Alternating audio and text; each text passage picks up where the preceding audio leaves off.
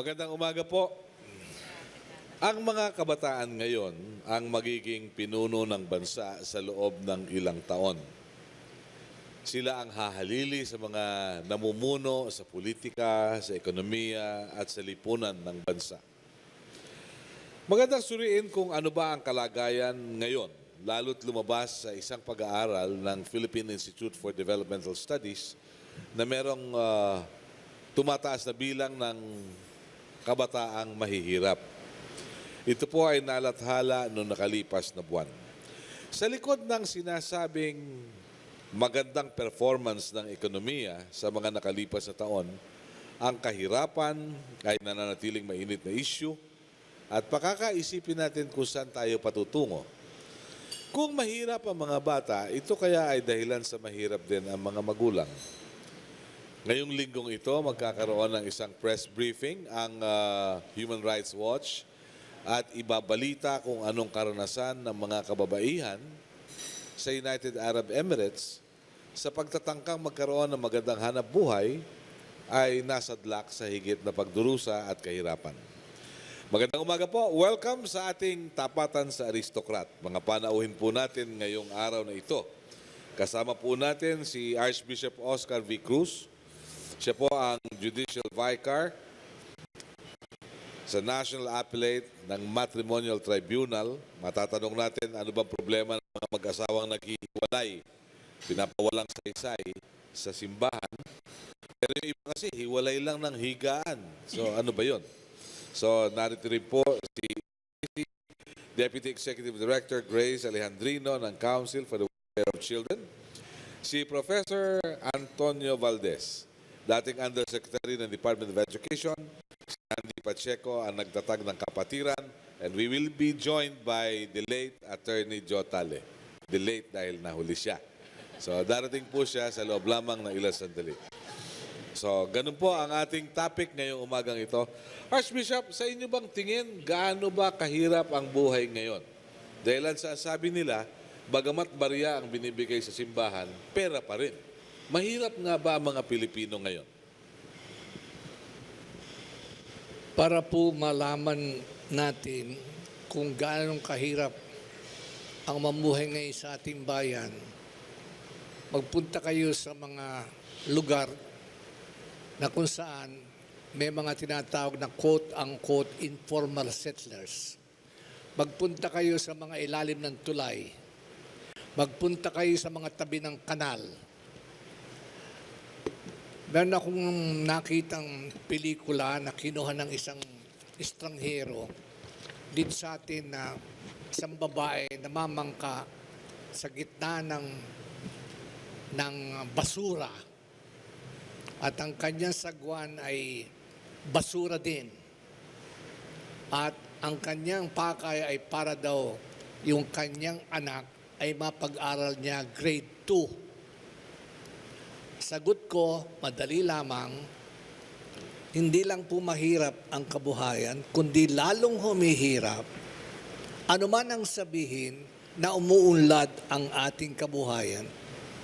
Ulitin ko po, ano mang sabihin, propaganda sa radyo, sa telebisyon, sa print media na umuunlad ang ating ekonomiya, yung po ay umuunlad sa taas, hindi po sa baba. Kaya miski yung Papa, sinabi niya, please, tigilan niyo na yung sinasabi yung trickle-down effect. It does not happen. At ang Papa po, lahat ng economic experts na kailangan niya, nandun po sa kanyang beck and call. Kaya, Papa na mismo nagsabi, tigilan niyo na yan trickle-down effect na yan, na ibig sabihin ang pera sa taas ay baba sa mahirap, tigilan nyo na pagkat hindi totoo. So yan po ang sagot ko. Sky. We have Atty. Jotale with us. Okay? Mabuti po at nakarating kayo. Please join us. Kasama ko rin si Sky Ortigas, ang aking co-moderator.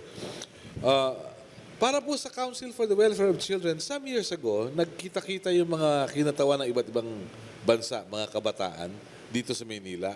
Pinag-usapan yung kahirapan. Mukha po yatang iba-iba yung perception ng poverty. Sa Pilipinas, sa Cambodia, sa Laos, sa Vietnam, pag walang maisaing, mahirap. Pero hindi pong bata sa Singapore, pag sinabing mahirap, ang ibig sabihin nun nasira yung kanilang rice cooker. Gaano po ba katalamak ang kahirapan ngayon? Magandang umaga po sa ating lahat. Muli po ako po si Grace Alejandrino ng Council for the Welfare of Children. Doon po sa study po ng PIDS na nabanggit po sa atin ni Sir Melo, nagsasabi po talaga siya na alam po naman natin ang kabataan ay siya pong mga tao na below 18 years of age. At ang laki po ng populasyon ng mga batang yan sa atin ngayon. Halos kalahati po ng population, total population ng Pilipinas ay bata. At nakasaad din doon sa study na yon na mga 13.4 million ng children ay poor. Tama po kayo, poor sa Pilipinas na kung saan they are deprived of certain services, they are deprived of the basic services, health and education. So sa atin dito ay masasabi po natin na marami po talaga sa ating mga bata ang may kahirapan. Pero still, marami po tayong ginagawa tungkol dyan, Sir Mel. Pero mukhang thankless job yung sa pamahalaan because it cannot address poverty sa isang click of a finger, di po ba? So, how do you plan to address this? Tama po nga uli kayo, Sir Melo. Kasi po ang kahirapan, ang epekto niyan alam natin lahat, mabigat po sa bata, sa physical at sa mental niyang paglaki, yung growth niya po. So kami po sa Council for the Welfare of Children, being a council, we are composed of 7 line agencies, 3 coordinating government agencies and 3 private individuals, one of which is a child. Kami po ay sa opisina, wala pong direct service na nangyayari. We do our work through coordination, through advocacy work, and then through our policy-making function. So sa ngayon po, ang Council for the Welfare of Children, pinapalakas po namin yung aming advokasya kung saan po ay kailangan po ang strong partnership sa local level po. Sa local level, ibig sabihin sa ating mga munisipyo, sa ating mga barangay, because naniniwala po kami na it's only then doon sa pagsama-sama sa local level ng frontliners at yung mga bata mismo, ay marami po tayong ma-address na concern. Kung i-allow niyo po ako later on, marami po akong ma-share tungkol sa aming advokasya na pinapalakas po namin sa local level, Sir Melo. Thank you very much, Madam. Sir, ang tanong ko lang kay Professor, is population a big factor sa kahirapan ngayon? Mismo na rin ang presidente natin ang nagsasabi na ang talagang problema ng bayan natin ay populasyon, kanya kinakailangan itulak yung kanyang kagustuhan at nagawa na nga niya na mag-impose ng some means of population control at itong wala nang iba kundi itong RH bill no? Naging batas na. Gusto ko lang unang-una ako sarili ko po at siguro marami na rin sa ating mga mamayan ay hindi agreeable, hindi sumasang-ayon dito sa kanyang panukalang ito. No? At ang nakakalungkot, itong ang panukalang ito ay, o ang batas na ito, ay mai-implement. Sa palagay ko, ang immediate implementation niyan ay pagkatapos ng bisita ng Pope Francis dito dahil ayaw nilang maging political issue. No? But at any rate, ang sa akin po paningin, ang talagang problema natin dito ay ang mismong economic policy natin. At ang policy natin na gumagawa lang ng kahirapan no, para mabawasan ang populasyon natin. Dahil pag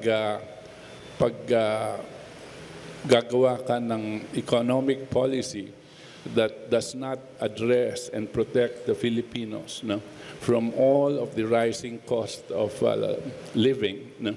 At ang ibig sabihin, mas gusto mong tumaas ang mortality rate ng Pilipino. At pag tumaas ang mortality rate, no, mababawasan ang populasyon. At yung mga natitira that survive this present situation ay kinakailangan wag mag-reproduce. Kanya po yung RH bill. Ito pong sinasabi kong ito, ay, ang tawag dito ay depopulation. It's a depopulation policy. At we see this not in what they say, because a depopulation policy is never stated. But you can see it in how it is being implemented. When government refuses to do anything about rise of prices of electricity, of food, of medicine, of transportation, of healthcare, no? Refuses to do anything about it, then it allows private sector to whom it has abdicated its role, no? And given public utilities to the private sector para tumaas ng tumaas ang kanilang kikitain, no? At refuse any type of protection for the people, then you know that the action is to increase poverty so that you will increase mortality of our people. So would you say that it is a deliberate attempt of the government to keep people poor? I would say so. And I say this unequivocally. We think that they are just incompetent. I think we are even being kind when we say that this government is incompetent. We know this, that we feel and we see the stated policy by the effects of what they're doing. And it is not incompetence. To me, it's a deliberate attempt to decrease population. And we see this not just in the Philippines, by the way. We see this in many countries, many third world countries in the world. And when well, you see it already in Africa because among other things, what you're seeing now about the Ebola scare, no, that's not a scare.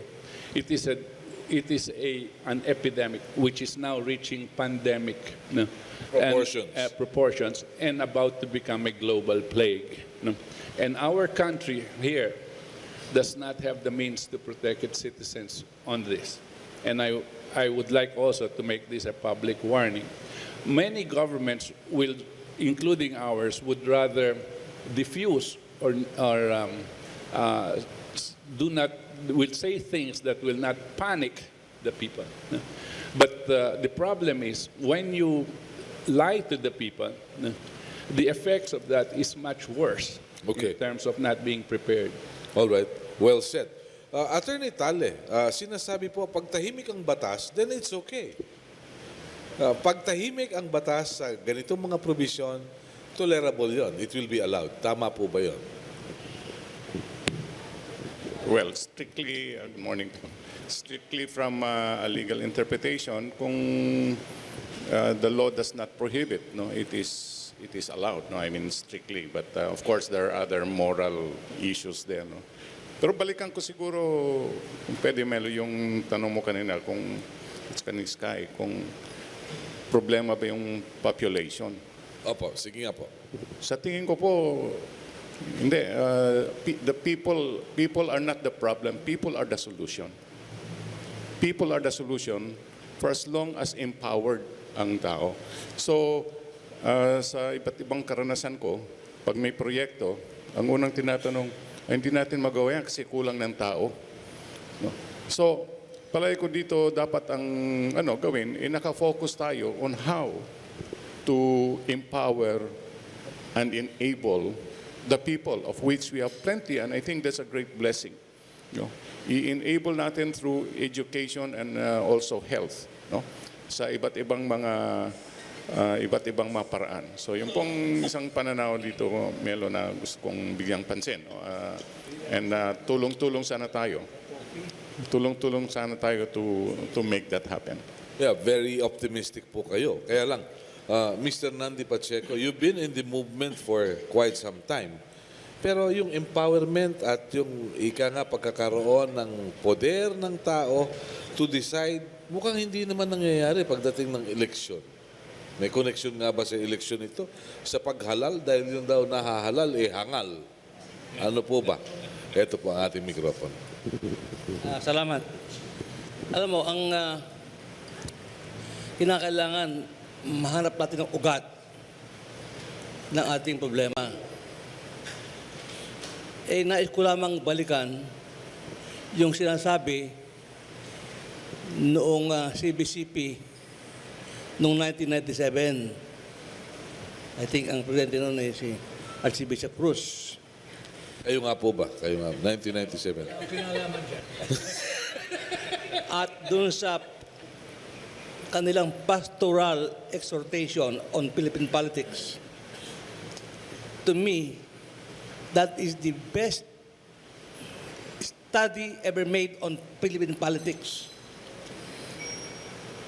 Inumpisahan sa ugat hanggang sa dulo. Ang conclusion nila doon ay ito.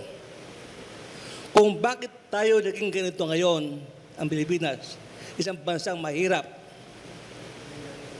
at parang nawalan na ng kapangyarihan, ay dahilan pinabayaan natin ang ating politika na masalahula at mawala ng halaga sa pamamagitan ng mga pagboto ng mga tao na hindi karapat-dapat, hindi politika na walang plataforma ang mga partido. Iyan ang napakahalaga. And this is what we have found, why we are the way we are. We are in a political a country that has a political system, party system. Dapat bawat partido, mayroong prinsipyo, mayroong plataforma na gagawin nila kung sila ay mananalo. Ano yung plataforma? Halimbawa, ang partido Kapatiran, halimbawa, kontra sa 4 barrel. Ang Kapatiran Party kontra sa dynasty. Ang partido Kapatiran ay kontra sa pagtataguyod ng kahalayan at ng kasamaan ng kultura, ng violence. At lahat pa iba. Ang first priority ay maangat, mawala ang kahirapan. That's the number one thing. Okay. Ngayon, hindi mo makikita yan sa ibang partido. Para mangyari yan, kinakailangan meron kang mayorya sa House, meron kang mayorya sa Senado. Ang presidente sa iyo. Kung wala yan, hindi mangyayari matanggal yung... Okay. Yun. Well said.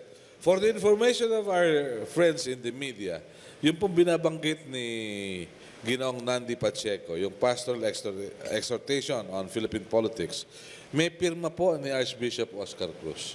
Kayo po ang presidente at that time. 16 September 1997. Kayo po ang nakalagda. Kaya very significant yung dokumentong iyon. Pero kung tutuunan natin yung poverty, gaano po katotoo na yung kahirapan ay kitang-kita sa ilang rehiyon at wala sa ibang rehiyon?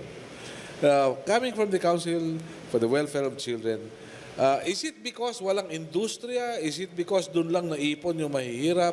Ano po ba ang inyong nakikita? Sa base din po sa pag-aaral, Sir Melo, nakita po natin na, of course, karamihan na mahihirap na probinsya na sa Mindanao.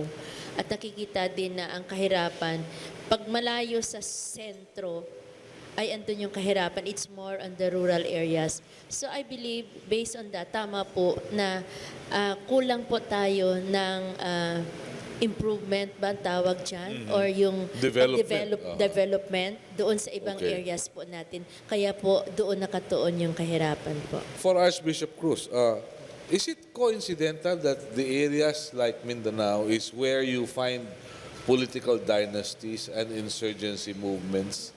Is it just coincidental?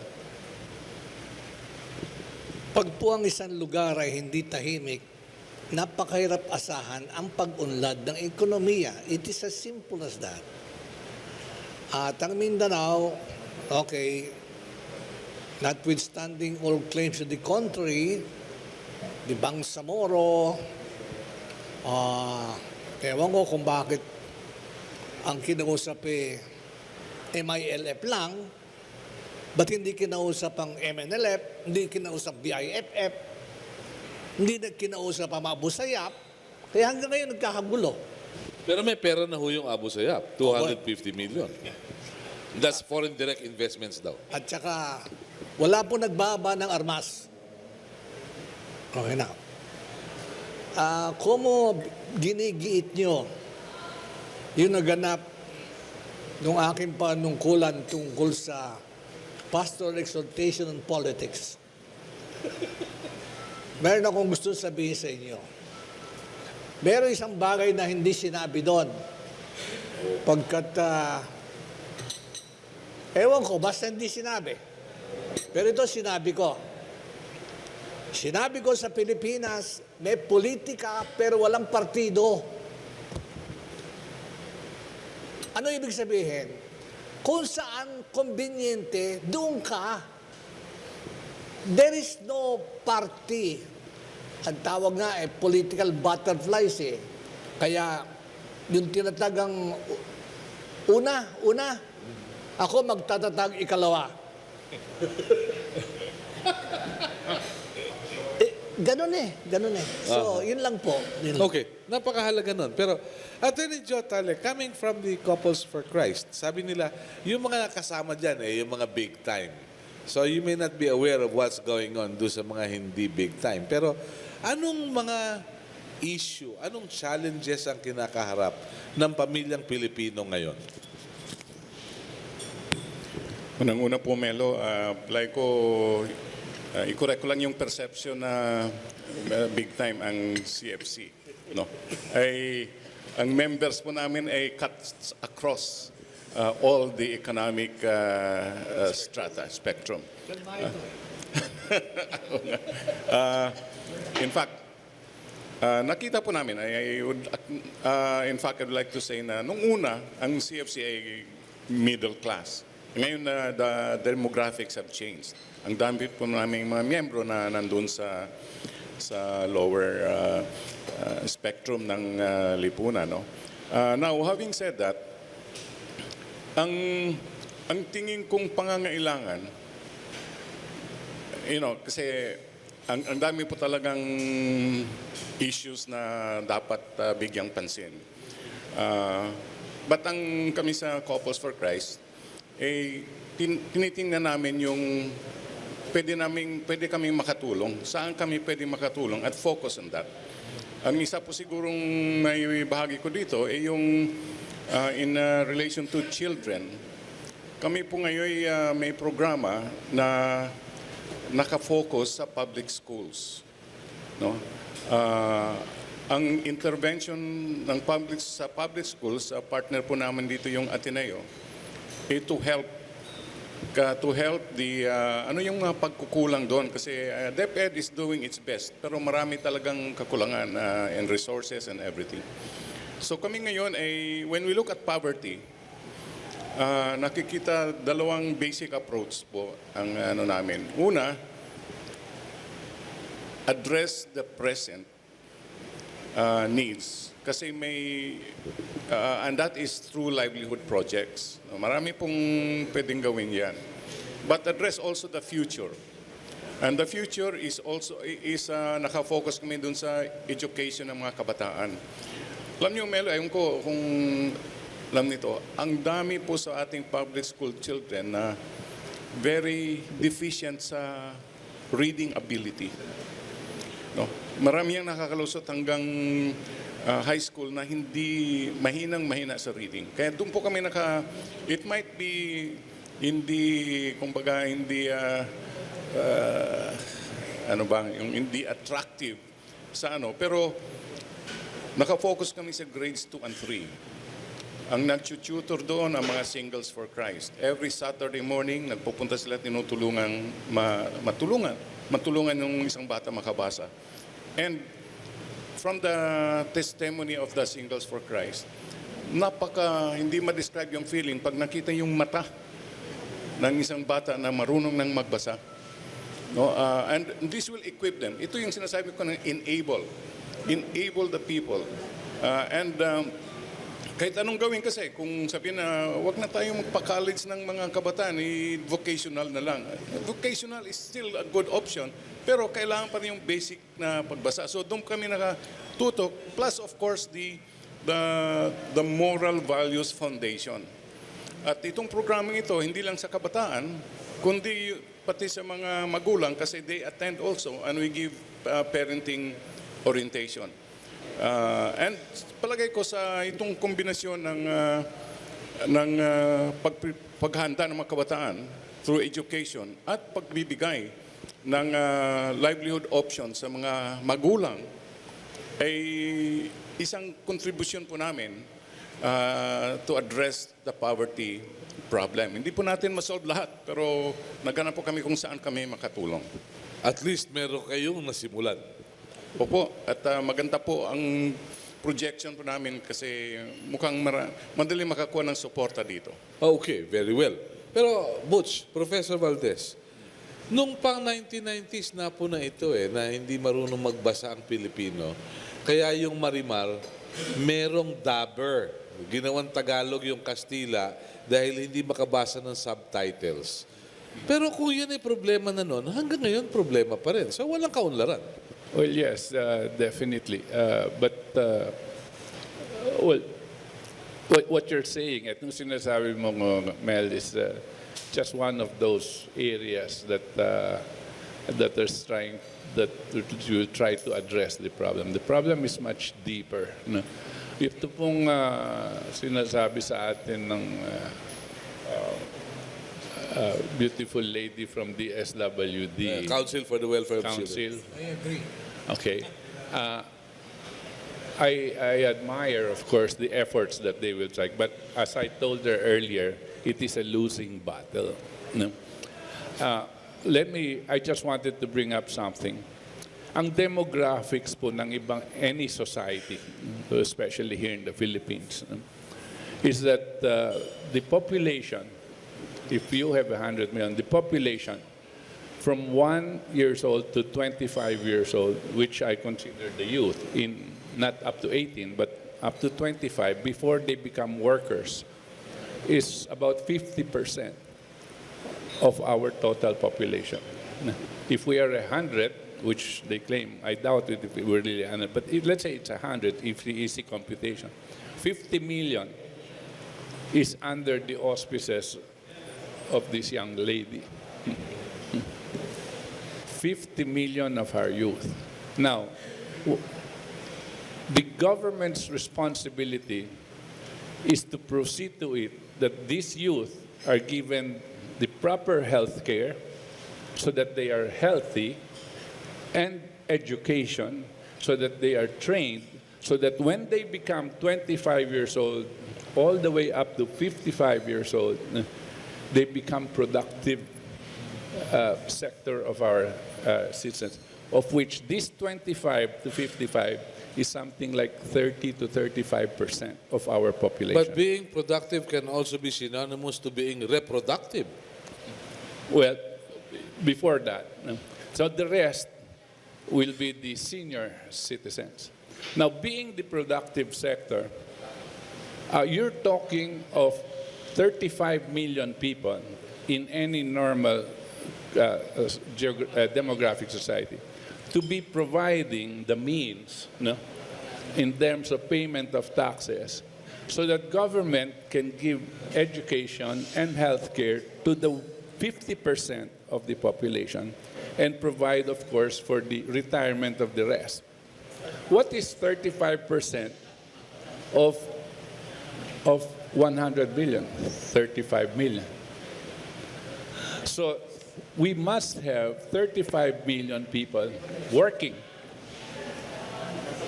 If you look at the BIR statistics, they have roughly 2 million people paying taxes. So what does the government do in order to increase the collection of taxes? They impose the value-added tax so that everyone, whether you're still a baby of 1-year-old, no, all the way to the time that you're 80 years old, you're still paying taxes. To increase that collection is not being met, by the way. No.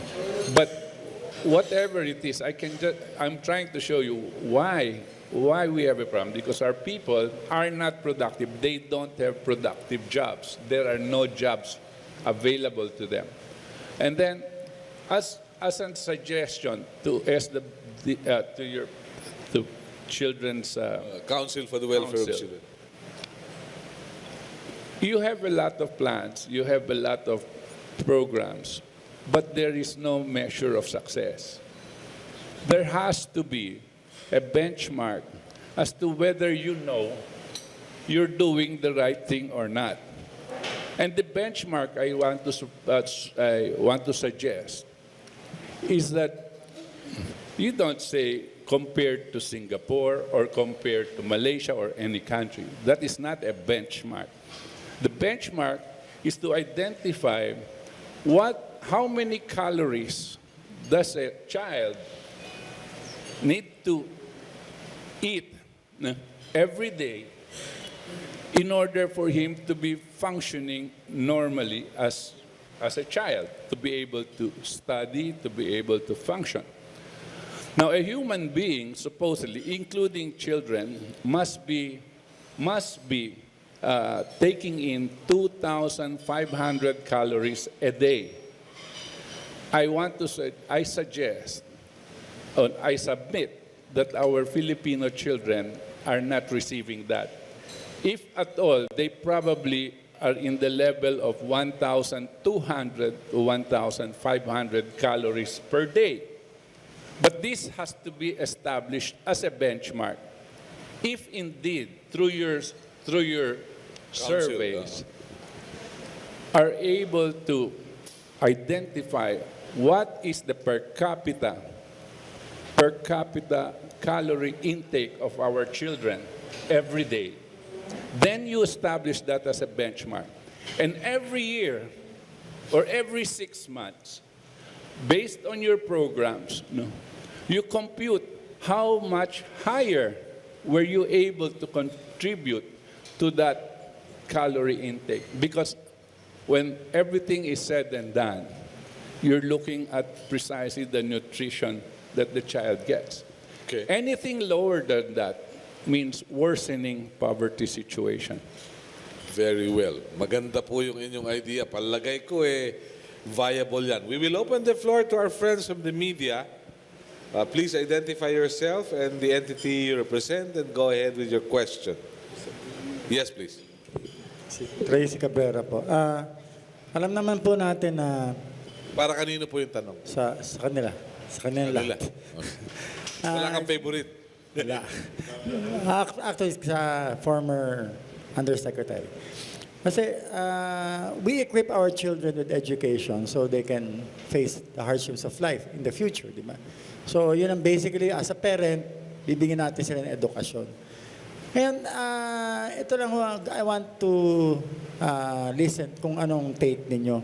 I recently looked at the book of the son of my compadre. Nakalagay ho doon isang certain family, squatter, nirelocate, and they were given livelihood.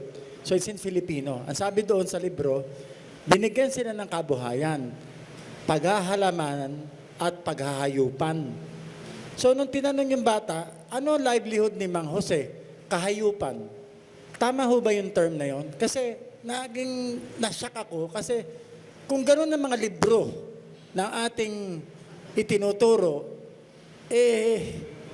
parang may diferensya. Hindi ba nila na-check kung ano yung mga librong ginagamit sa Yan, magandang eskwela? issue yan. Thank you.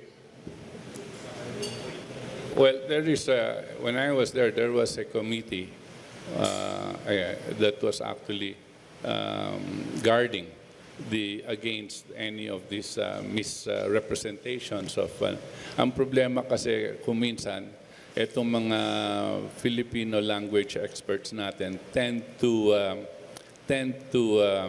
just translate literally what they hear in English. And sometimes, kuminsan, yung mga Tagalog din, translate natin sa English almost verbatim, per word, not per idea. Not per idea. Dito po tayo nawawala sa education. Pag meron kayong binasa, let us say sa English, and you are asked to translate it to Filipino, ang kadalasan, kukuha ka ng expert who is an expert in Filipino language meaning etymology or words. But they forget the idea that is being presented by that particular paragraph. And in the translation, of course, if you just go verbatim, then you have a problem. And this is where it's lost. Although that is probably not our issue today, but I suppose it's a legitimate question. Ma'am kay Mama Alejandrino, ganito, hindi ba na-check ninyo? Kasi since the welfare of children ng council ninyo, are you aware kung ano nangyayari sa mga kabataan po natin ngayon? Kasi we can always tell na magaganda programa natin, pero nakikita natin ang resulta eh. Ang mga kabataan po ngayon talaga, walang nalalaman eh. Nag-aaral sila na wala naman silang nalalaman. Thank you very much, sir. Tama po, sir, yung ang Council for the Welfare of Children, kami po ay palagi pong parang barometer po. Alam po namin yung sitwasyon. Inaalam po namin sitwasyon, kunyari, kagaya po na sinasabi niyo sa edukasyon. Of course, dahil ang DepEd po ay member po ng council. Kaya po nga po, gusto ko sana ibanggitin po yung sinabi ni Sir kanina, na yung readiness ng ating children. Kasi po ang ratio ngayon, di po ba, ratio ng children to teacher, I think, pag sa rural area is 46, pero pag nasa city na po, umaabot na po tayo sa 70 or 80 per teacher. So ang ano po natin dito, isa po dyan, kasi ang policy natin is education for all. I think si Sir, si Yusek natin dito would on that na mukhang dapat din tingnan po yung policy na yan na education for all, kasi education for all nga, pero dapat merong batayan kung paano umaakyat yung bata sa mas mataas na grade. Tapos po ngayon, yung isa po na sinusulong ng gobyerno ay yung K-12.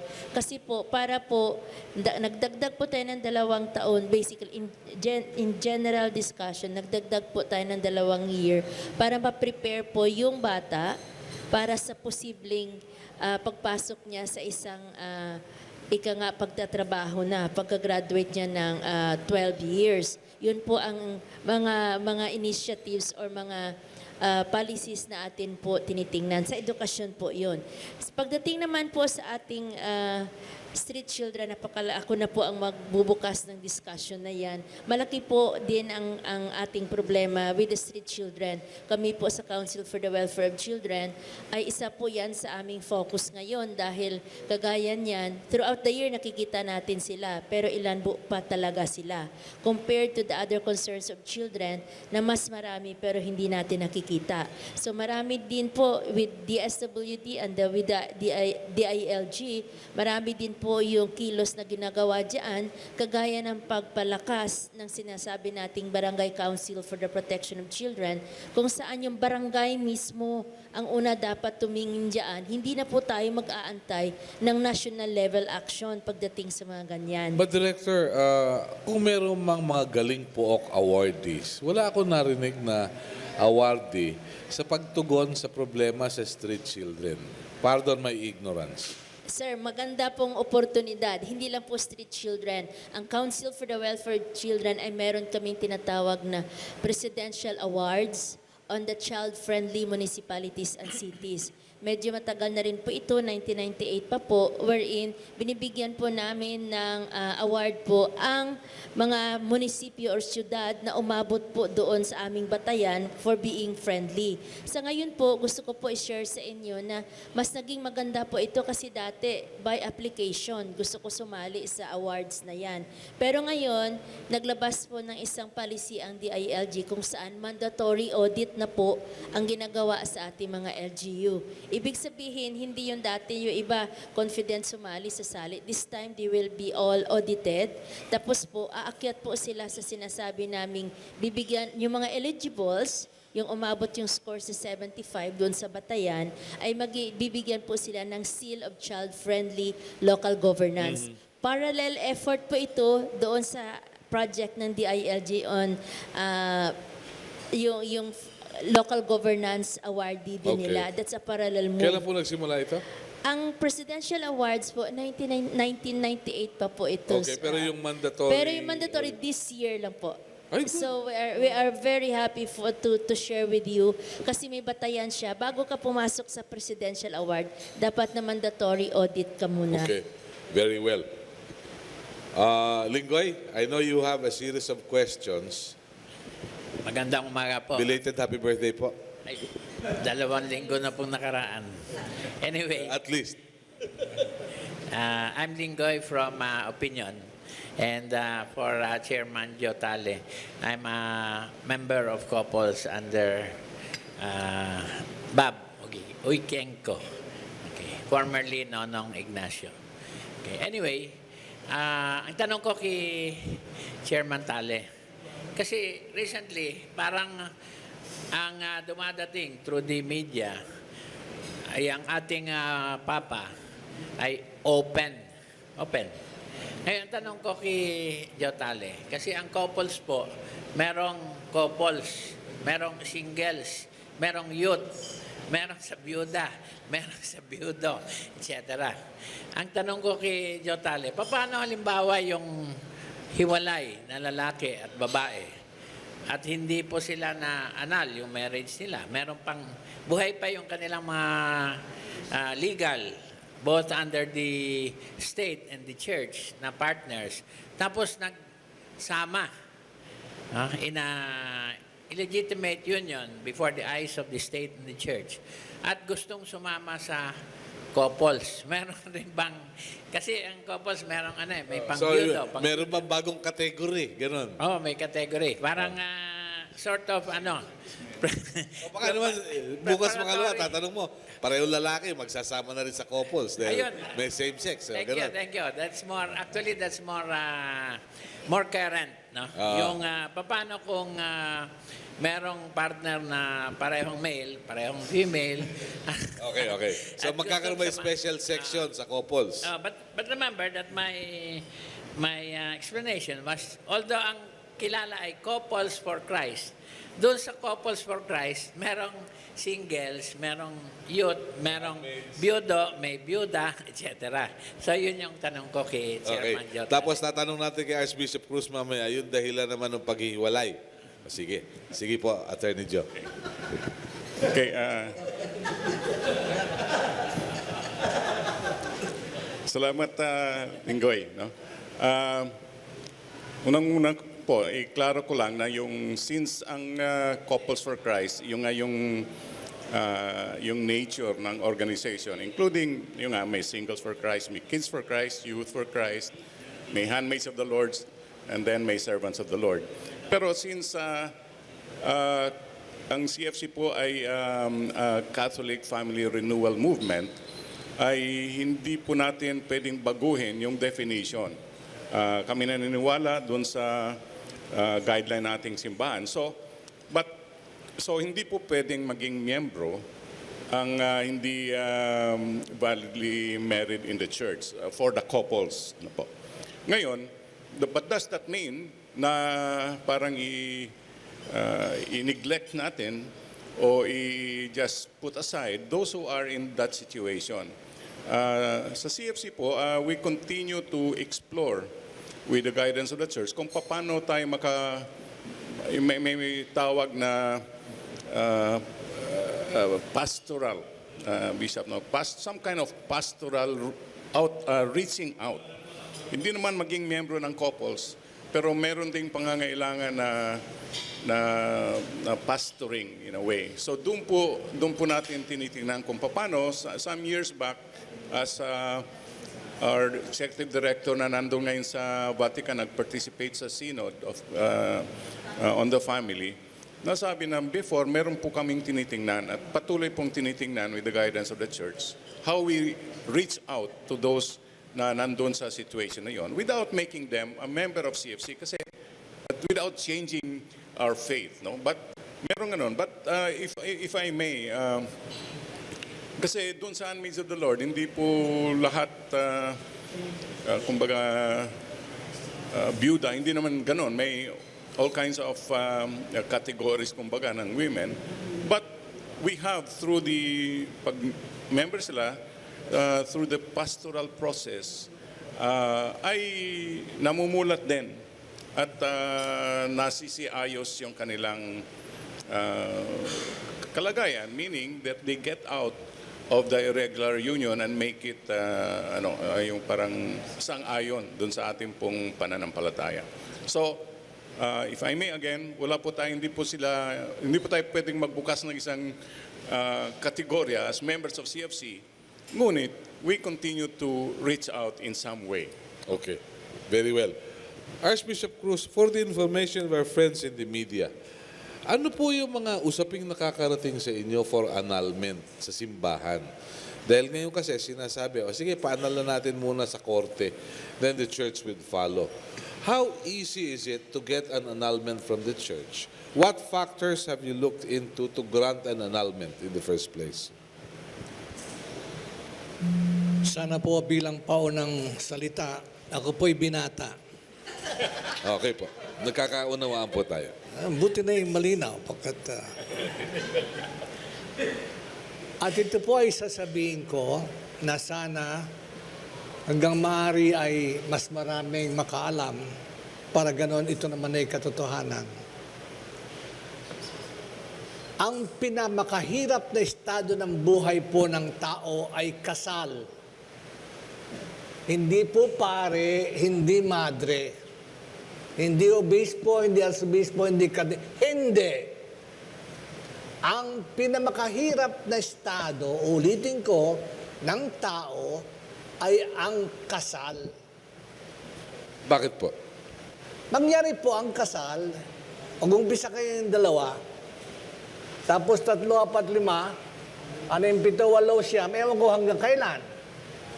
At pagkatapos hindi lang po yung kayo magbibilang, kundi tungkulin nyo na bawat silang sa pamamagitan ng inyong pagtatalik ay inyong alagaan, inyong pakainin, inyong pag-aralin. So yun po'y tungkulin ng kasal, hindi lang magsilang, tapos na. Yung pong pagsilang, yung palang umpisa. Pagkatapos yung kanilang upbringing, yung kanilang welfare, yung kanilang education, kasama po lahat yan. At sabi ko nga, kaya ang kasal ay napakahirap na buhay compared to ours. Pag kami gutom, kami lang mag-isa. Pag kami busog, kami lang mag-isa. Pag kami buhay, kami mag-isa. Pag kami namatay, kami mag-isa. Pag alis ko sa bahay, walang nagbababay. Pagdating ko, walang nagwe-welcome.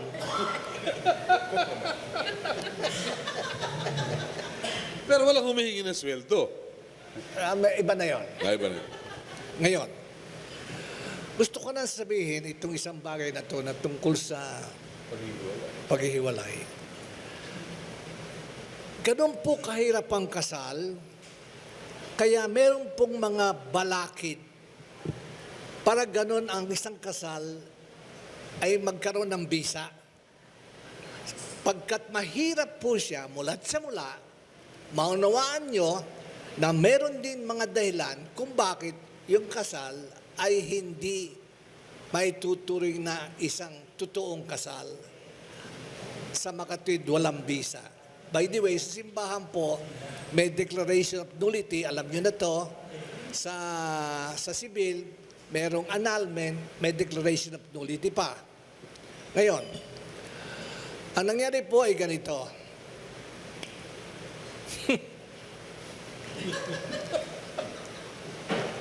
Nagugulo yung Korte Suprema tungkol sa nullity at sa mga grounds ng nullity. Nagugulo po sila at naunawaan ko naman pagkat yung annulment mas kabisado nila. Ang annulment kasi it's valid but you void it. Valid but voidable. That is annulment. Yung pong nullity is invalid from the start. Okay, ngayon.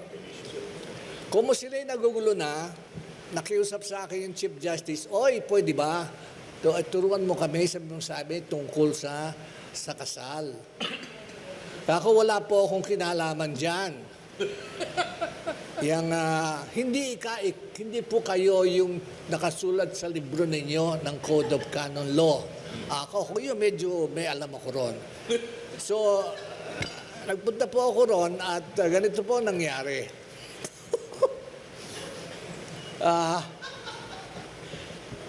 Nung araw sana, mas madaling kumuha ng annulment eh. Ngayon, humirap ng konti dahil sa akin. Lalo na kapag ang kaso ay nakasampa sa Supreme Court, mahirap po kayo makakuha. Sa Court of Persistence, 180,000, wala pong hearing, walang testigo, no appearances, no nothing. You just pay 180,000 and you get an annulment. You do not appear in court, nothing. 0, 0, 0. So, that is the way it is done. Ngayon, tatapusin ko na. Ito pong nakaraang, ito nabanggit na rin, itong tungkol sa same-sex marriage. Ang simbahan po, may mga batas na hindi niya pwedeng baguhin. Bakit? Pagkat yun po ay isang ayon sa kalikasan. And no church law, no civil law can change ever natural law. No. Natural law says na ang kasal ay between babae and lalaki. Period. Ngayon, iba yung pagsasama, sasama lang, iba yung paghihiwalay, iba yung annulment, pero ang gusto ko lang sabihin, our heart goes to, by the way, kasusulat ko po ng libro na wala namang bumabasa,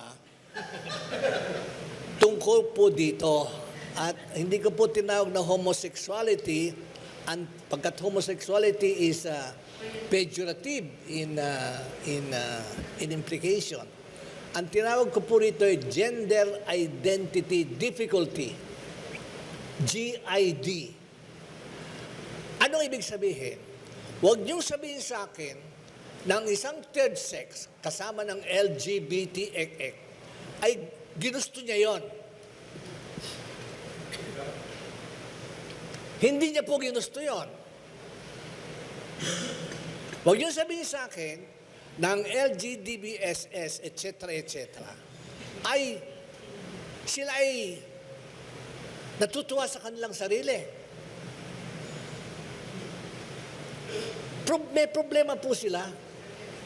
At tapusin ko na, huwag niyo sabihin sa akin na ako bilang pare ay mas banal kaysa sa LGBTSS na yan. Huwag sabihin sa akin na ang pare, obispo, madre, ay mas mga mararangal na tao, mas mabubuting tao, mas mga banal na tao, kaysa sa tao na may gender identity difficulty. Minsan nga nasabi ko, alam nyo, ang nagpapagulo sa mundong ito, hindi naman po yung third sex eh.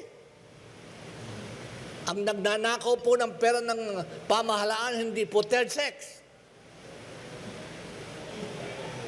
Ang nagbubulsa po ng PDAP at saka DAP, hindi third sex.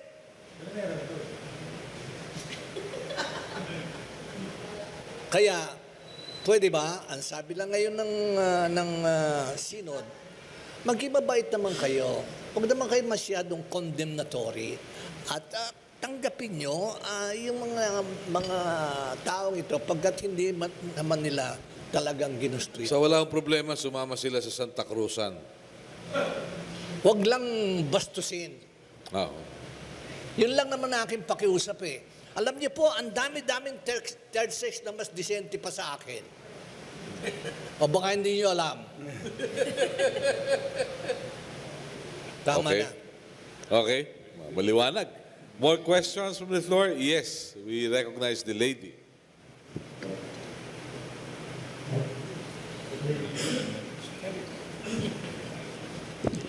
Tess Ramiro po ng Catholic Media Network. Salamat po sa information ulit ni Archbishop Cruz. Pero ito'y address din sa concerns natin ngayon na pinag-uusapan yung kalagayan ng kabataan dahil sa kahirapan at ang estado ng Pilipinong pamilya. Archbishop Cruz at ganun din sa inyong lahat, hindi po ba yung orientasyon natin, yung pag-iisip natin tungkol sa kung ano talaga ang Pilipinong pamilya ang nagiging problema? Parang, ano po ba ang take ninyo sa pagtanaw ngayon ng tao tungkol sa pamilya, yung present day, modern day, pag-iisip ng tao, mukhang ito yata ang nagiging tunay na problema. Baka nawawala na sa atin ang tunay na konsepto ng pagiging pamilya. Ano ho ba ang take ninyo? Lahat mo kayo pwedeng sumagot. Una, huwag natin pong sisihin na ang Pilipino ay makapamilya mulat sa mula. They are very family-oriented. Kaya po hanggang sa ngayon, kung bakit sa Pilipinas lamang, idinadaos ng 6 na buwan ang Pasko. Pagkat yun pista ng isang pamilya. Si Jose, si Maria, si Cristo. So, makapamilya po tayo. Kaya nga lang pumapasok ngayon ang mga first world countries na ibang ating kaugalian, ng ating kaisipan. Pero sabi ko, ito pong pagiging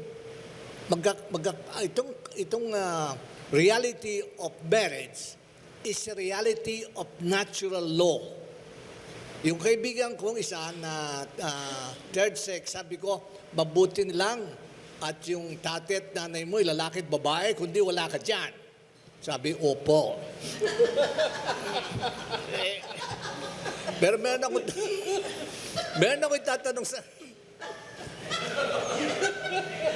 Meron ako itatanong sa inyo, huwag kayo sasagot, ha? Isipin nyo lang mabuti. Bakit ang dalagang bukid ay walang binata? At hindi nauubos. Nung bata na ako, dalagang bukid na yan. Hanggang ngayon, dalagang bukid pa. Pero andyan sila, maligaya. Huwag niyo sagutin, isipin niyo lang. Okay. We have more questions from the floor. Maybe the others can also share their views. Yung perception ng family. Nandy, you've been married for quite some time at puro celebration pag anniversary. Ilang taon na po ba kayong kasal ng inyong may bahay? By 52 years. 52 years. And no regrets? No regrets. Okay. And I would just like to share ang secret nito, it's the rosary. Alam mo, nung aming after the marriage, the wedding, so I was so excited already. Alam mo na, lalaki, ha? Nainig pa na matapos tayo handaan, napunta na kayo sa kung saan, sa hotel, ano, ganyan, ano, ha? Okay. Natural lamang. Pero nandun na kami sa sa Mandela Hotel pa ito, ha? Parang, sige na, ganyan na. Alam mo, sabi sa akin nung asawa ko, can we pray? Sabi sa akin, hindi, siyempre, sagot ko naman, pagbibigyan ko, sige, we can pray, of course, no? Alam ko yung mga short lang. Let's pray the rosary. Rosary. Hindi naman o 3 misteryo yun. Yung buong kwan. Yung 5 decades lang. 5 decades, yan. Natural, sagot na ako. Pero I realized, that was very effective because nung maliit pa ako, on my side, nag-rosary na kami. On my father's side, ganun din. Kaya, malaking bagay yung... At yun naging sikreto ninyo yun sa ang pamilya? Yun ang naging sikreto. Yun ang aking lang masabi. Okay, very well. Okay. Joe, sa Couples for Christ and coming from where you are, how do you look at the family, especially challenged by poverty? Well, unang-una, hindi ko pa naabot yung 52 52nd. 40 years pa ng wife ko. But, Pero kung nahatulang ka pala ng 20 anyos, no, laya ka na, no? Pero, may narinig kasi ako, it's a sick joke eh. Kung nanggahasa ika ako, pardon na eh. Ngayon ika, hindi, dahil pinakasal ako. Di ba, Linggoy? Okay, yes, Joe. hindi po ganun. Anyway, yung concept ng family, totoong apektado ng kahirapan. Ang dami pong nangyayari sa pagmahirap pamilya na hindi makanais-nais. No? For, pag extreme poverty, no? Nabilitaan tayong mga nanay mismo ang pinapasok yung mga anak nila sa mga pornographic sites. No? Parang hindi mo maisip bakit ganon. Pero, kanya din, when you address yung family concerns, kasama talaga, ang ating Panginoon ay nung pa sinabi yung the two greatest commandments, loving God and loving neighbor. Kailangan yung pagtutulungan, kailangan ma-address yung kahirapan kasi nakaka-apekto talaga din sa pamilya. But by and large, ito pong situation ngayon natin sa Pilipinas na talaga pong lagana po yung kahirapan, napakagandang challenge yan when you really yung iisa sa buhay. Kasi sa buhay nating Kristiyano, tinuturuan tayong magmahal sa kapwa. Tinuturuan tayong tumulong. No? At naisip ko lang, ano bang statistics ngayon? Ilan yung nasa poverty threshold? Is it 35, 40%? 26? 36%. Kung 36% nasa yung tinuturing nating below poverty, that means 64% ay ayos. Di po ba? More or less, no? I mean, maayos-ayos. Ngayon, kung yung tinuturo sa ating pananampalataya ay ating isa sa buhay talaga, kung yung 64%, bawat isa ay tumulong sa isa na nandun sa 36%. Mawala po yung kahirapan. I mean, it's not an overnight formula, I know. Pero, yung konsepto lang. Konsepto lang na marami sa atin, nasa 64%. Kung talagang tumulong tayo, mas kukunti yung nangangailangan ng tulong. But, marami ding daanan yan. But, sinasabi ko lang, pwedeng harapin tong problemang ito and maybe the way to do it, aside from the programs of government, yung may renewal of our faith, yung living out our faith. Bawat isa sa atin, merong natulungan. Eventually, kung malawakan po yan, mas masosolve palagay ko itong ating problema. It's ideal, it's simplistic, but what I'm saying, pwede. And Pwedeng gawin. Pwedeng kung gawin. nanaisin. Pardon me, sir? Kung nanaisin, Yes. magagawa. At dagdag ko lang, doon naman, hindi ko naman in Couples for Christ, and I'm sure in many others, pag yun ang inan natin, it's a change of heart. Hindi lang what's in it for me, but what can I do to the least of my brethren? Ganun lang kasimple sana yun. But ang daming humahalo ng mga complexities. Yeah. Doon ho sa binanggit ni Archbishop Cruz na mahirap yung buhay mag-asawa. May asawa, parang naninervyos yung kasama kong si Sky. Dalaga pa ho kasi yan. Marami kang tanong. Binigyan ako ni Archbishop Cruz ng kanyang libro na Do You Really Want to Get Married? At anong Natakot sagot? ako. Natakot ang basahin. Natakot ako basahin. Pero tanong ko lang po kay Attorney Joe Tale and siguro kay Archbishop Cruz, kasi kahapon binyatify si Pope Paul VI, di ba? At isa sa mga quote niya, nung nagre-research ako ng quote niya, sabi niya, if you want to have peace, work for justice. Yun yung sinabi niya.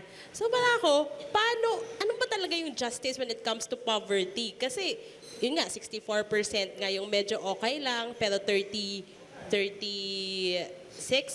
yung below, Tapos wala pang trickle-down effect. Oo, so ano ba talagang ibig sabihin na work for justice kung ano ang klaseng justice na hinahanap ng mga mahihirap sa mayayaman din? Tinuturo ko ni Archbishop Cruz kaya... Sige po. Sige. Well, yung general definition ng justice na medyo fake is giving everyone his due. No, kung anong nararapat. Hindi naman sabihin na kailangan maging mayaman lahat. But yung dignity, what is due. Now, hindi mo siguro ma-describe isa't isa kasi ang dami pong aspeto yon. At iba-ibang sektor ng lipunan may kanya-kanyang responsibility. Ang gobyerno may responsibility.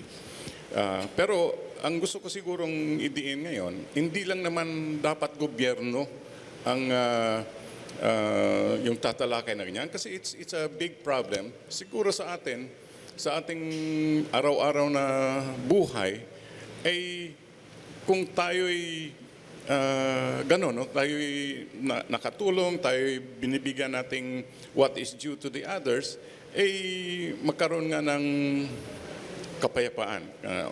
Ito, maraming, I mean, pag ito'y pag-usapan talagang maubos po nating time, no? But ang suggestion ko pong bawat isa sa atin, talagang tingnan po ang sarili natin, tulungan tayo ng simbahan, ng mga organizations na magbago ang buhay, magbago ang ating pananaw, magbago ang puso, makakamtan po natin yun. Example lang, yung sabi nga ni Archbishop kanina about yung pidap-andap. Yung bang kulang yung pagkakaisa o the integrity between what we believe, what we say, and what we do. Yung pong siguro, mga kamay na some of our organizations charismatic, no, yung tinataas to praise our God. Siya ding kamay na minsan ay nagdudulot ng violence sa iba. O mga kamay na nagnakaw. No? Ay, hindi ko naman sinasabi yung charismatic ay ganon. But what I'm saying is, minsan may may dichotomy, may kaibahan. Yung sinasabi natin at yung naniniwala tayo kung ano man yun, doon sa ating ginagawa. Now, hindi ito madali. At proseso itong habang buhay siguro. But what I'm saying is, I think the challenge for us really as a Catholic country, as a Christian country, yung hindi ihiwalay yung ating kaisipan doon sa ating trabaho at sa ating pananampalataya. Okay. So, those two must be integral, ika nga. Okay. Hindi hanggang love offering lang. Hindi lang love offering, kundi sa ating sariling buhay. Kasi ito, mahaba na ito pag but hopefully, yung pong aking doon. Okay. Nandy, what's your concept of justice?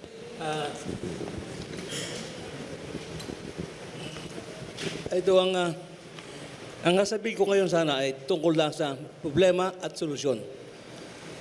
The final solution, I think, I will say it, yung sinabi ni Jesus doon sa John 14 verse 27, peace I leave with you. My peace I give to you. Not as the world gives, do I give it to you. So, do not be disheartened or do not be afraid.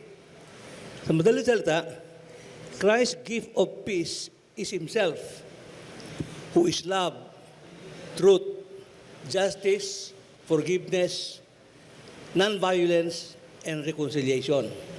Ngayon, having said that, so naintindi natin kung ano yung peace. Because everybody talks about peace without knowing what it is all about. So peace is Christ Himself na binubuungan ng mga salitang love, truth, justice. So, ano magiging commitment ko?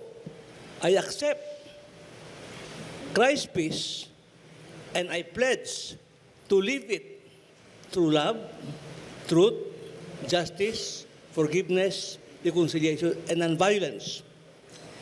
And pangalawa, I reject the peace that the world gives based on the force of arms and the discarded principle of an eye for an eye, a tooth for a tooth. And as a lay faithful, my standard of greeting from here on will be, Christ's peace be with you, because peace without Christ is false. Lamang. Oh, very well said. Which And gustong-gusto ko pong kasama si Bishop Cruz dahil marami ako natututunan. Just going back to the question of Pope Paul VI, just one line. Pope Paul VI is known to who said something very profound. He said, another name for peace is development. Okay, where he equates peace and development in the same line. In other words, without development, there is no peace. And I just wanted to say that. But in reference naman, I wanted to say something about the question of the young lady over there. Bakit ba ganitong sitwasyon? In effect, not just our families. Bakit ba tayo umabot sa ganito? It's a legitimate question because everybody has that confused state of mind. And we're all coming up with traditional solutions. But what I want to say is we must understand that what is happening now is not just noy-noy. No? What is happening now is a process that was started by people who have certain interests in mind with regard to their role in the whole civilization. Hindi po ito just noy-noy or gloria. It's beyond that. And I just wanted to, rather than talk about these conspiracies and all of that, I just want to show you where this kind of thinking is. A very evil man once lived. He died sometime in 1953, 57, somewhere there. His name was Bertrand Russell. This Bertrand Russell, in one of his essays, he said that in order to control societies, they must be able to influence three basic sectors in that society. One is the press, which we now know as media. And this is used to propagandize,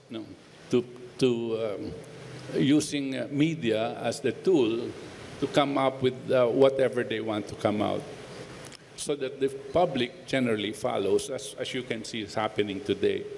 The other is religion.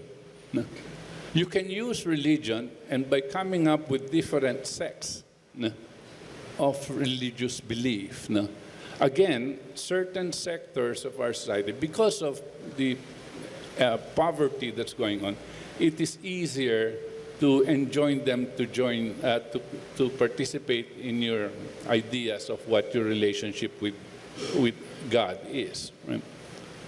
And the third, he says, is education. Education, he says, is a little different. In education, you must be able to take your subjects at a especially tender age of 10 years old or below. And at that point, you should be able to tell them that snow is black. In other words, ituro mo ang isang kasinungalingan. At buong educational system mo, yan ang ituturo mo. Kasinungalingan. That's what he meant by snow is black. At itong mga batang ito, lalaki at magiging members of your society, unknowing what the truth is, and being fed at a very tender age lies in your educational system. You can just imagine, of course, what will happen to that society. And they will end up confused because every so often they will be confronted with the truth and they don't know how to react to this. Because my education told me that this is the thing. My education told me that the GDP is 7.2%. But I'm confronted with starving Filipinos and dying Filipinos. I am confused now. I look at other things like corruption, GIDs, or dynasties or whatever, or laude, or whatever it is that you look at, no, to try to look for solutions. No? And we do it on a per-issue basis, rather than understanding that this was a whole process. And if we are to correct this, we must go to the root of this. It will take probably a generation, 2 generations, 3 generations to correct. Because the damage to our culture has been very significant. But we must start. But first, we must understand, no, where it has actually come from. Very well said. Maganda to. May tanong pa po ba tayo mula sa mga... Yes, please. Please identify yourself. Fred Sayon po from JNN. Ano lang po, gusto ko lang pong itanong kung ano ba ang pagkukulang ng simbahan at ng gobyerno o ano ang solusyon. Dahil sa mga nakikita kong, sarili kong experience gaya kanina, yung bata na kapitbahay ko, kagabi nakita ko na siya. Pagkagising ko, nakita ko pa rin siya ng umaga na. Kanina alas 4, sabi ko, bakit hindi ka natutulog? Last week, nakita ko siya naninigarilyo. 13 years old lang yung bata. Sinabi ko rin sa magulang, sabi ko, Mayan, yung anak mo naninigarilyo na. Ang sagot sa akin ng magulang, yaan mo siya, paglaki niya, matutunan niya rin yan. So, ganun po yung experience na nakikita ko. Ang gobyerno at ang simbahan ginagawa ang lahat. Nasaan ang pagkukulang at ano ang solusyon para maibsan yung gantong klase na para yung mga kabataan natin. Kasi po yung experience ko sa buhay, kami, sa gantong edad ko, hindi nawawala sa akin yung pagmamano sa magulang na yung tinuro sa amin ng magulang ko na hindi ka dapat sumagot ng ganun pa balang. Yung bata na yun, minsan sabihin, didilaan pa yung nanay niya pag napagalitan siya. Sa maraming experience na nakita ko bilang media sa kalsada, nakita ko gano'n yung mga kabataan. Maraming ginagawa ang simbahan at ang gobyerno. Ano ang pagkukulang at anong solusyon? Thank you very much. Very profound yun. Gobyerno. Simbahan. Bakit ganon yung pamilya? Pag sinamarize mo yan, isang katagalang yan eh. Anyari. Ano po? Ano nangyari? Tama po na ang gobyerno ay maraming ginagawa at ako po ay Katoliko din po sa simbahan, nakikita din po na maraming ginagawa. Pero isa sa maganda din po sana natin pagtuunan ay yung role din ng mga magulang. Kasi po, di po ba sabi natin, ang magulang ay siyang unang nakakakita sa anak niya po eh.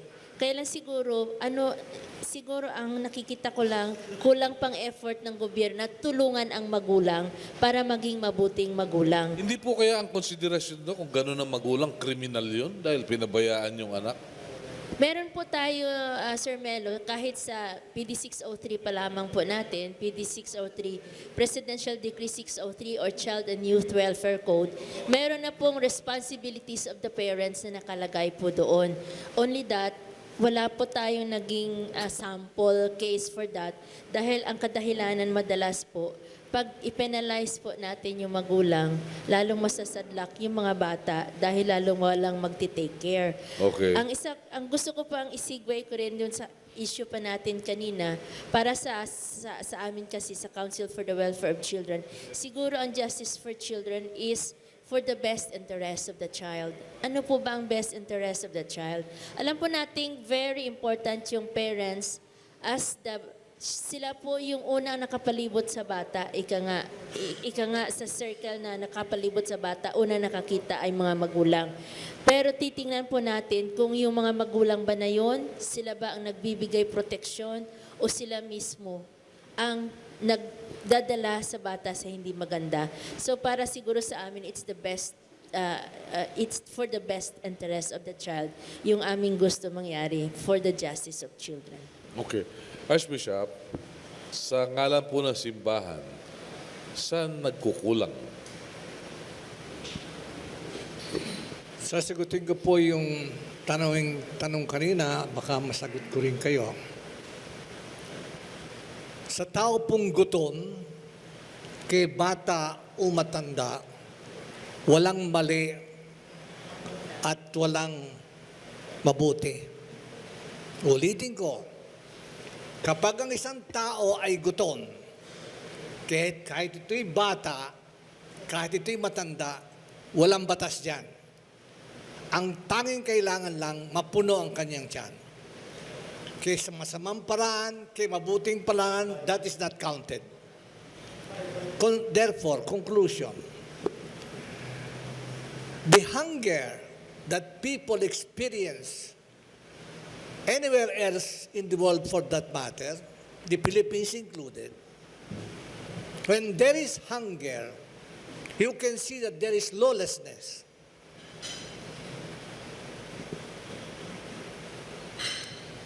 When there is hunger, you cannot preach to an empty stomach. When there is hunger, not the state, not the church,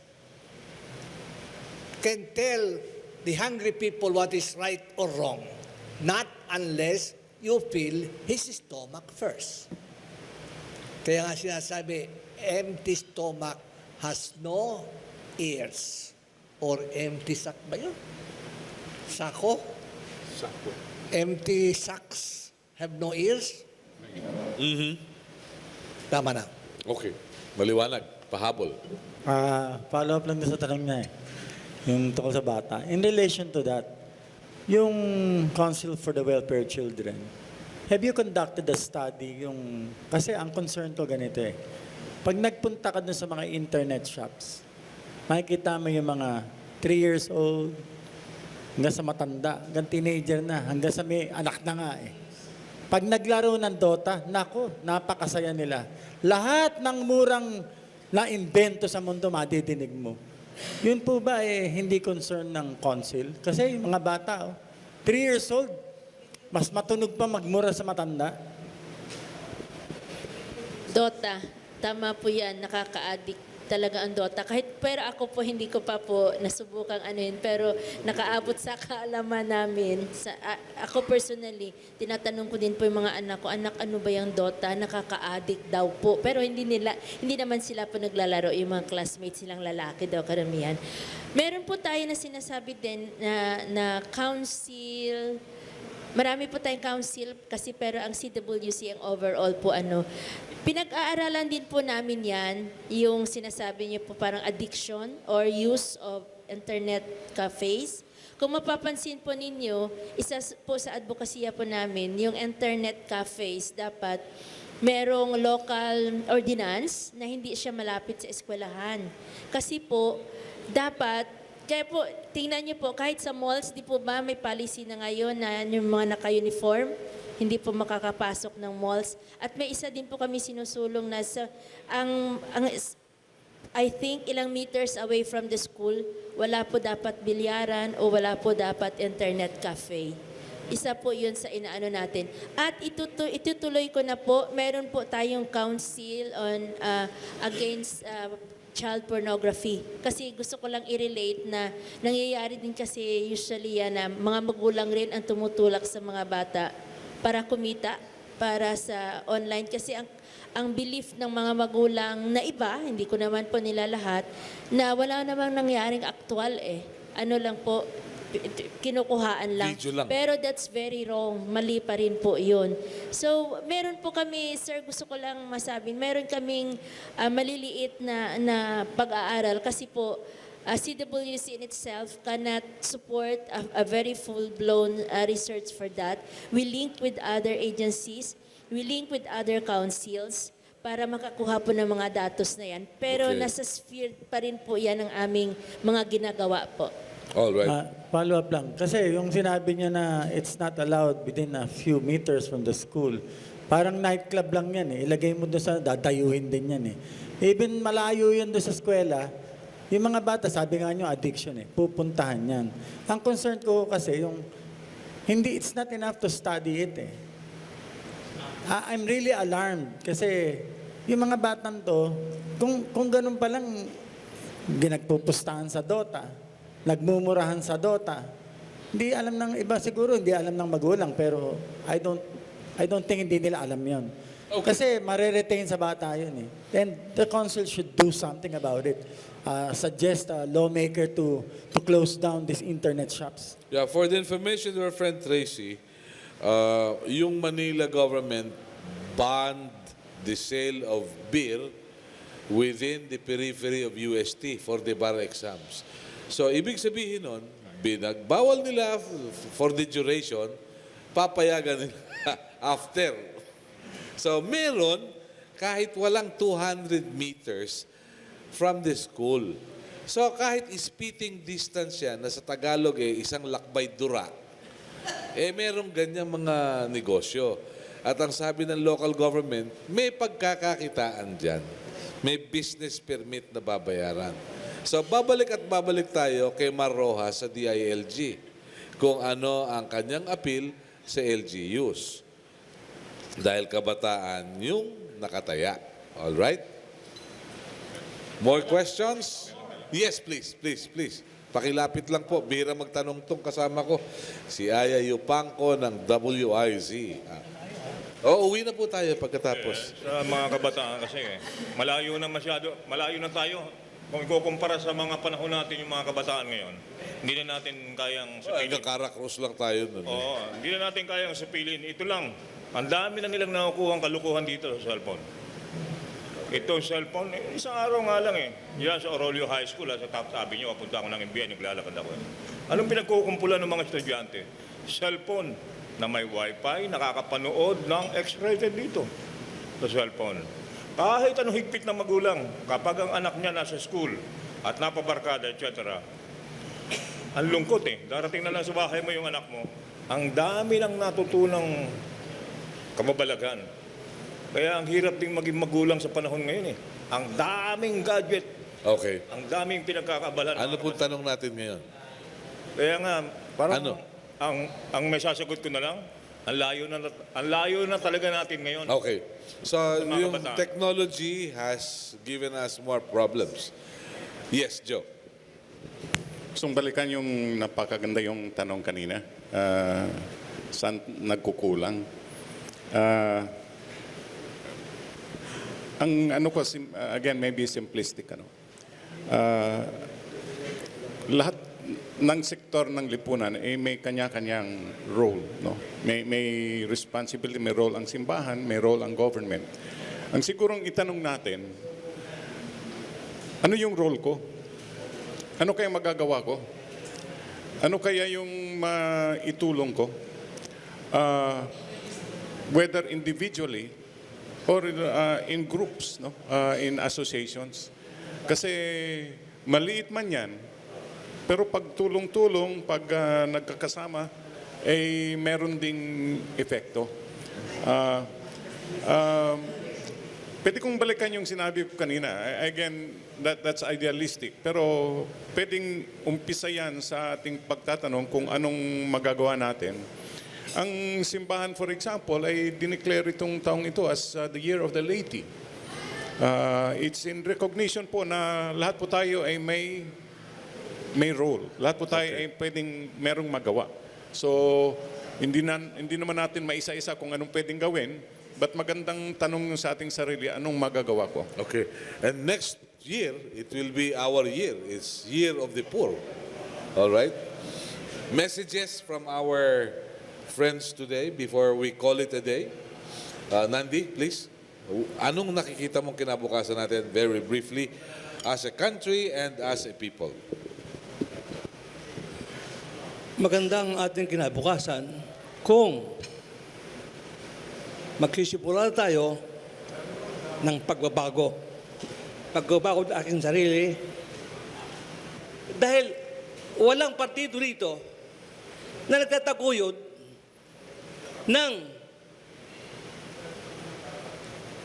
turo ng Panginoon. Yung sinasabi nilang separation of church and state, yun ay instrumento ng demonyo. Separation of church and state para huwag kayo makialam, Lord, politika ito. So, ang kinakailangan dito, tayo may-ari itong bayang ito, tayo rito sa lamesa ito kakaisa, and so that, on that basis, yun ang hahanapin natin sa mga partido at mga kandidato na magtataguyod noon. And specific. So, yun po lamang ang kinakailangan. At ang political catechesis. Kasi kung ang mga botante ay hindi natututo kung anong dapat gagawin, talagang wala mangyayari. Patuloy pa rin itong paghahalal ng mga nambuhala. Kaya nasabi ng ibang tao, what's the point of voting? Kung ang pipiliin mo naman, alam kang magpipilian. So you're voting more of the same. Kaya kinakailangan talaga, it's about time. Let's get serious about politics. We have got to, at yun naman mga binigyan ng Diyos ng sariling talino, makilahok at makipag-isa. Isang grupong nagtataguyod ng kabutihan panglahat, hindi yung kabutihan ko lamang o ng sarili o ng special interest. Ang ating yardstick ito, kabutihan panglahat. Yun lamang. Thank you very much. Joe? Ang may dagdag ko lang siguro sa nabanggit ko na, talagang magtulungan din talaga tayo, and media has a very strong role to play. Of course, yung reality na bad news sells, but good news does not sell. Pero siguro kung kailangan ng may deliberate effort din ang media, ang press, na yung development agenda, yung the good news ay mailathala din. No? Kasi talaga pong ganun ang hirap pero kailangan ding meron tayong medium, may avenue, na yung maraming ginagawang kabutihan, ang marami naman. Marami naman talagang gumagawa ng mabuti, ngunit pa isa-isa, pa ganyan, but totally marami nang ginagawa na mabuti. Sana kung ito'y may broadcast in a way na yung pag-iisip ng Pilipino, the Filipino psyche is also filled up with many heroic things na ginagawa ng kapwa Pilipino, ay makatulong din ito siguro. So, media has a role, and mahirap man na good news, to bring good news, siguro dadamihan pa natin para yung ating galaw dito, yung environment natin sa paggalaw, nandun din yung psyche ng kabutihan. Thank you very much. Director? Actually, sir, gustong-gusto ko yung point na sinabi niyo na that the media has a role because bad news sells at ang good news hindi. Yun po talaga ang nangyayari ngayon. At isa lang po ang gusto kong iwanang mensahe. Tulong-tulong po tayo sa ating kabataan. Ang Oktubre po ay buwan ng mga bata. At ang aming theme po ay Bata, kasali ka dahil ikaw ay mahalaga. So sana po tulong-tulong po.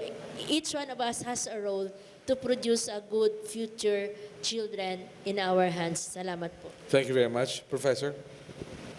I'm just heartened by the fact that our people, not just here in this forum, but all over, still have this feeling of benevolence to do good for your fellow man, which is no longer present in many other societies. Tapos, at yung ating pananampalataya, which is something primordial, especially in our society, because we pray, there is this, the hope of changing this to a better situation is always there. And the prayers indicate precisely that. The moment you stop praying, despair sets in and no more na. But having said that, and having also, in my view, understood what that process is and what that present situation is, I would like to categorically say that our society will not survive the process of destruction unless we immediately take steps to change the present group of leadership. Immediately. Let us forget 2016. The need for this change is now. The crisis that we are facing is not just this poverty, it's not just the corruption. There are other things that are happening outside the country that are going to impact on us, just like a financial and epidemic tsunami that will hit us, and our country is not prepared. Why? We can see the quality of leadership that we have. They are not going to protect us.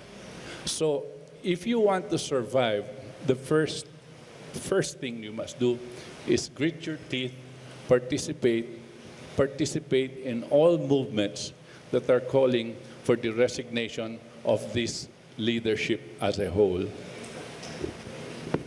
Archbishop Cruz, final word, please, for this morning's forum. I like to support very strongly what Professor Valdez said. We cannot just go on and on and on like this. Something's got to change.